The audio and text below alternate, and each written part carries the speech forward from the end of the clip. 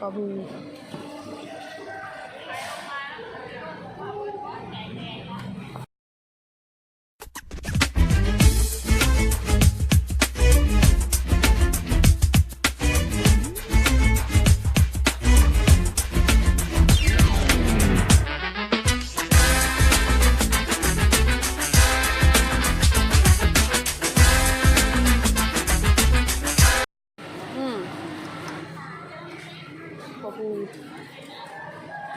ตลาดนางงา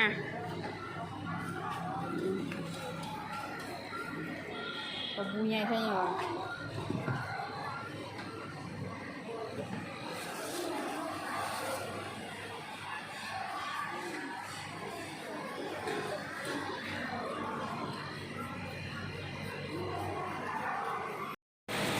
ปลาบู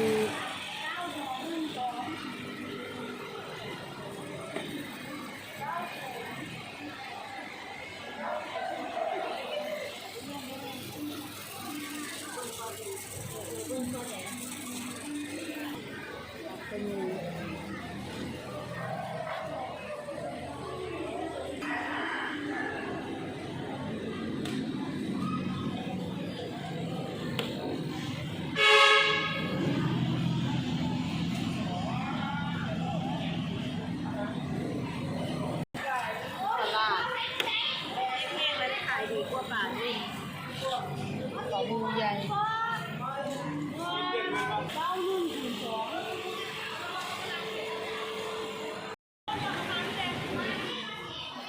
เป็ดบอก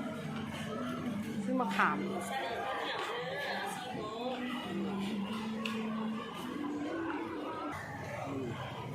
เสร็จต้มป่ามือเลง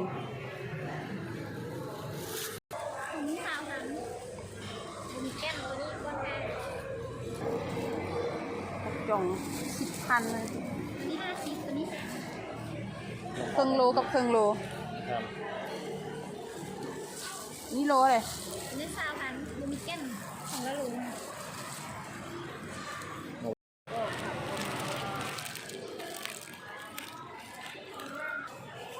สีป่ากระเดือกสีป่าน้อยอย่าดื้อ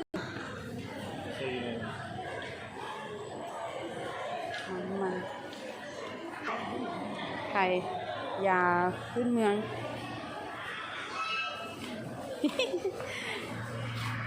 ซื้อแล้วตลาดหน้างา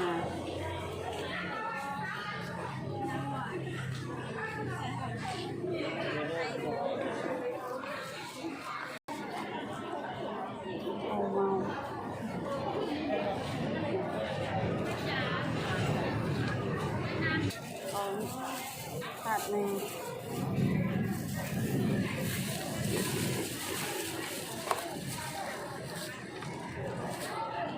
ก็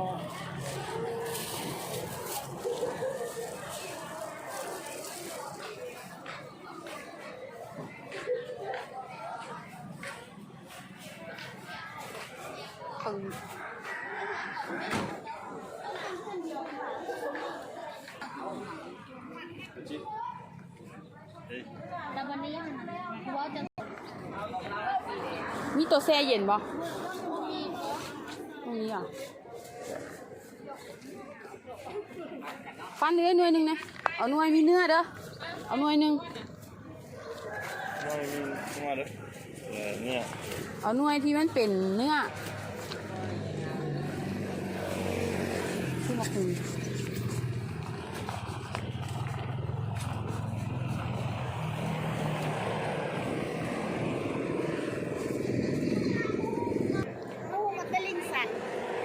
เราสิเราของเรา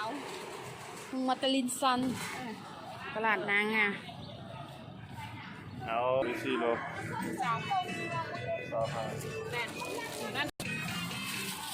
ไอ้น้อยจะใส่เงี้ย บักข้าวน้ำได้บักข้าวบอกไอ้น้อยตามไปหา